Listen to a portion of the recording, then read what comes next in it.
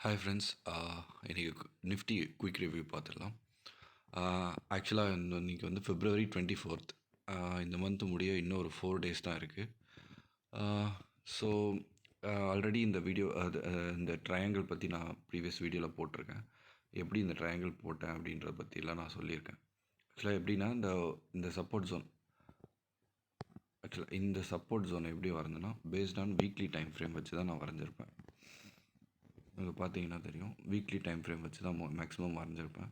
ஏன்னா நிஃப்டியை பொறுத்த வரைக்கும் வீக்லி டைம் ஃப்ரேம் வந்து கொஞ்சம் ரிலையபிளாக இருக்கும். டே டைம் ஃப்ரேம் வந்து எப்போவுமே வந்து கொஞ்சம் கஷ்டமாக இருக்கும். எக்ஸாக்டாக நம்மளால் வந்து ப்ரிடிக்ட் பண்ணுறது கொஞ்சம் கஷ்டம். யூஸ்வலாகவே ப்ரிடிக்ட் பண்ணுறது ரொம்ப கஷ்டம் தான். பட் வீக்லி டைம் ஃப்ரேமில் பார்க்குறப்போ இந்த ப்ரைஸ் ஆக்ஷன் நிஃப்டியில் ஓரளவுக்கு ஒர்க் அவுட் ஆகும். ஸோ அந்த மாதிரி பார்க்குறப்போ எக்ஸாக்டாக இந்த ட்ரையாங்கிள் பேட்டர்ன் தான் ஃபார்ம் ஆகிட்டுருக்கு. இன்கேஸ் இந்த ட்ரையாங்கிளில் வந்து கீழே பிரேக் அவுட் ஆச்சுன்னா கீழே வந்துட்டு நேராக இந்த எலெக்ஷன் லோ வரைக்கும் வரும் அப்படின்னு நான் சொல்லியிருந்தேன் ஆல்ரெடி. இப்போ பார்த்தீங்கன்னா தெரியும், கரெக்டாக இதுதான் எலெக்ஷன் லோ. இந்த எலெக்ஷன் லோக்கு 22,062 இந்த இடத்துக்கு வந்து எக்ஸாக்டாக வரும், இந்த எலெக்ஷன் லோக்கு வரும்னு சொல்லியிருந்தேன். ஸோ அதே மாதிரி இப்போ டே டைம் ஃப்ரேமில் பிரேக் அவுட் ஆகிருக்கு. சரி, இப்போ பிரேக் அவுட் ஆனதும் இது கீழே வந்து எலெக்ஷன் லோ வரைக்கும் கீழே வருமா அப்படின்னு பார்த்தா போகாமல் போகிறதுக்கு நிறைய வாய்ப்பு இருக்குது. பிகாஸ் இந்த ட்ரெண்ட் லைன் இந்த சப்போர்ட் ஜோனை வந்து நான் வீக்லி டைம் ஃப்ரேம் வச்சு தான் போட்டேன் லைனு. பட் அது டே டைம் ஃப்ரேமில் கன்வெர்ட் பண்ணி பார்க்குறப்போ எப்போவுமே ஒரு ரிவர்சல் வந்து எப்படி ஆயிருக்குன்னா, இந்த சப்போர்ட் ஜோன் கிட்ட வந்து அட்லீஸ்ட் ஒரு 1 வீக் நிறைய கன்சாலிடேட் ஆகிட்டு தான் மேலே போயிருக்கு. ஸோ இங்கே பார்த்தீங்கன்னாலும் 1 வீக் கிட்டத்தட்ட கன்சாலிடேட் ஆகிட்டு தான் ஒரு பெரிய க்ரீன் கேண்டில் வந்து மேலே போயிருக்கு. ஸோ அதே மாதிரி இங்கே ஒரு ஆல்மோஸ்ட் 2 வீக்ஸ் கிட்ட கன்சாலிடேட் ஆகிட்டு தான் மேலே போயிருக்கு.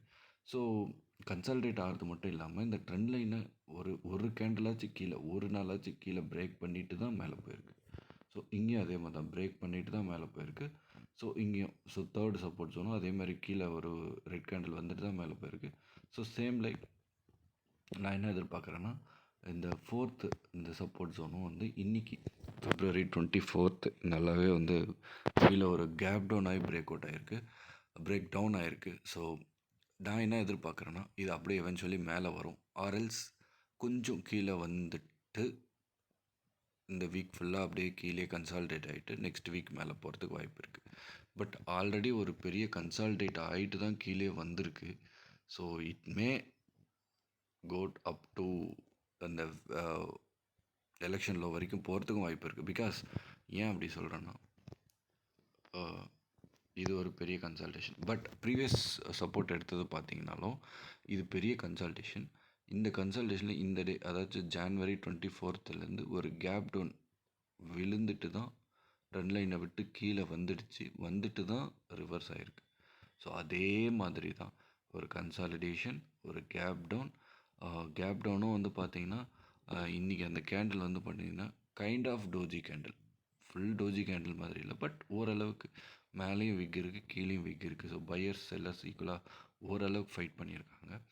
ஸோ அதே மாதிரி தான் இந்த கேண்டிலும் பார்த்திங்கன்னா ஒரு ஈக்குவல் மேலேயும் பையர் செல்லர்ஸ் ஓரளவுக்கு ஒரு ஈக்குவல் ஃபைட் இருந்திருக்கு. So kind of doji candle மாதிரி தான் ஃபார்ம் ஆகிட்டு மேலே போயிருக்கு. ஸோ அதே மாதிரி நான் அப்கமிங் டேஸும் வந்து மேலே போகும் அப்படின்னு நான் நம்புகிறேன்.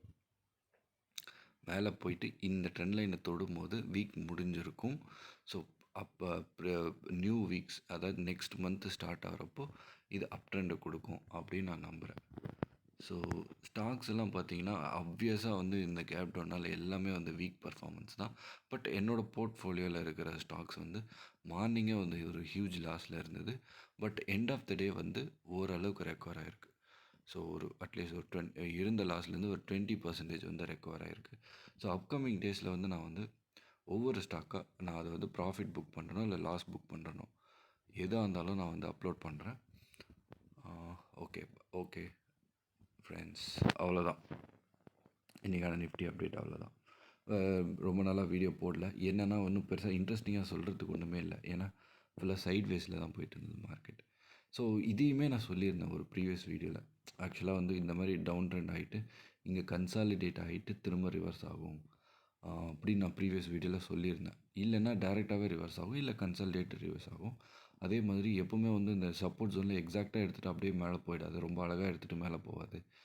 கொஞ்சம் நம்மள வம்பு பண்ணிவிட்டு கொஞ்சம் கீழே இறங்கிட்டு தான் மேலே போகும் அப்படின்னு நான் சொல்லியிருந்தேன்.